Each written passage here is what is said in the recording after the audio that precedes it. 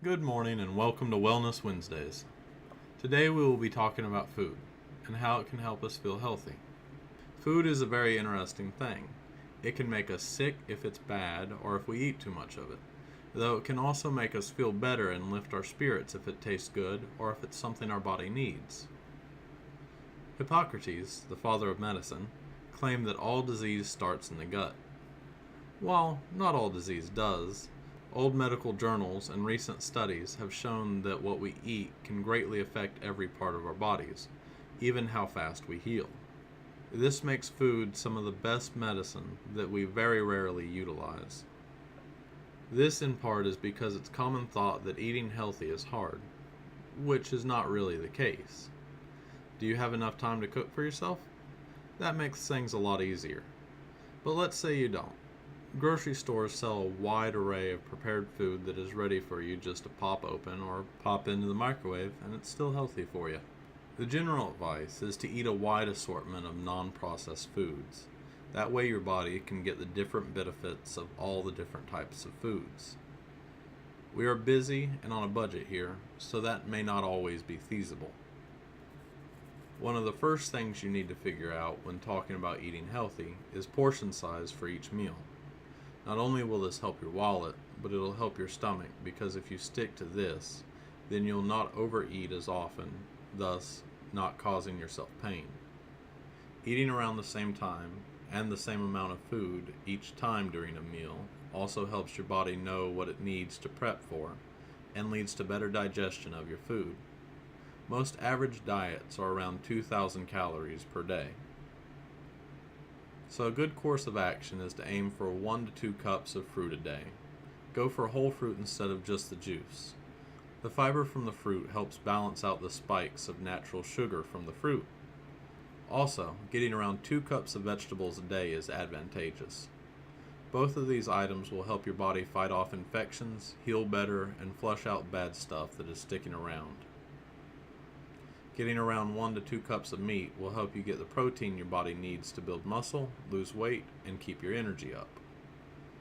So, think about incorporating these portion sizes into each meal.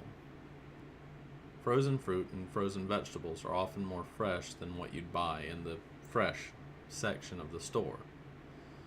That is, unless they come from a local farm. This is due to the items being frozen soon after being picked.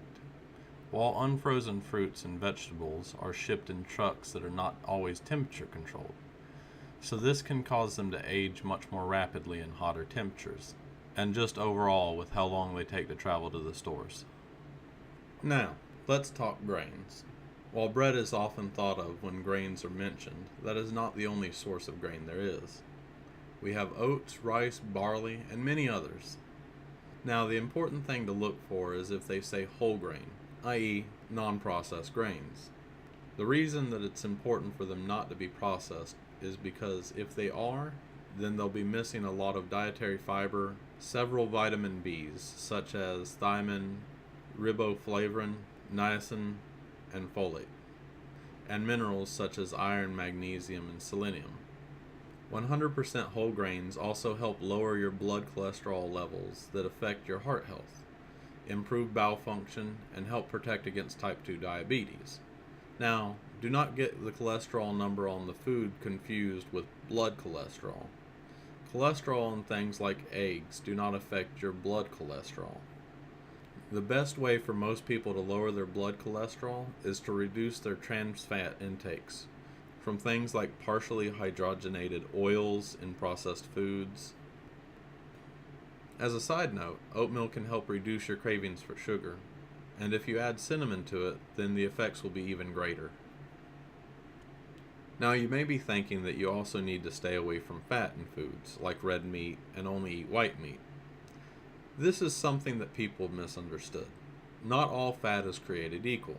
Some fats raise your LDL levels, which is the bad type of cholesterol, and some types of fat raise your HDL levels, which is the good cholesterol.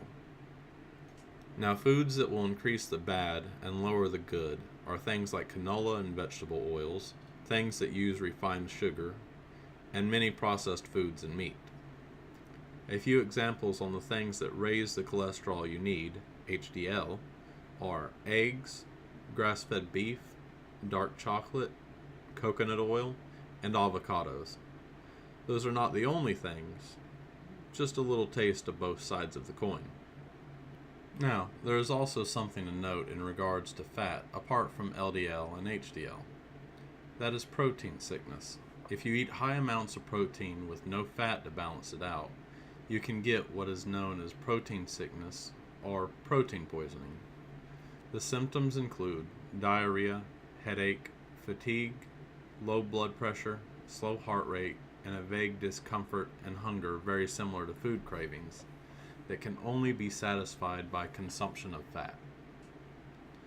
Now, if you're like me and you heard sugary sweets in the list to avoid and got a little sad, please note that this is mainly with processed sugar. If you get things that are made from raw cane sugar, coconut sugar, or raw honey, it does not impact you as negatively as refined sugar does, in blood cholesterol nor in blood sugar. Alright, we've covered a lot, but I'm not even sure this is half of the good and bad of foods. Learning all of this has been a hard journey for myself. I was bad off and it was affecting my job massively, but I changed my relaxation habits, sleep habits, and eating lifestyle, and it has really impacted my life for the better. So this is all really worth it. Just a little more information for today, and then we'll call it quits. Food is a good source of vitamins and minerals that our body needs. For instance, you can get a huge amount of calcium from raw milk, kale, and broccoli. This helps your muscles to relax and heal. Also, we can get vitamin C and D. C can be found in oranges, red peppers, kale, and strawberries. This helps your body's ability to heal, grow, repair, and even fight off sicknesses. Vitamin D can be found in sardines, salmon, tuna, and raw milk. Vitamin D is very important for the regulation and absorption of calcium, defense against cancer, type 1 diabetes, and even MS. Some have even reported vitamin D to fight off depression.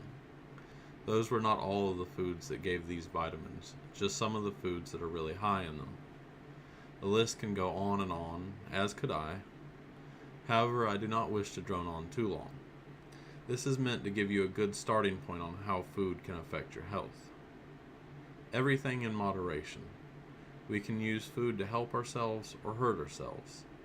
Just because something is healthy doesn't mean it has to taste bad.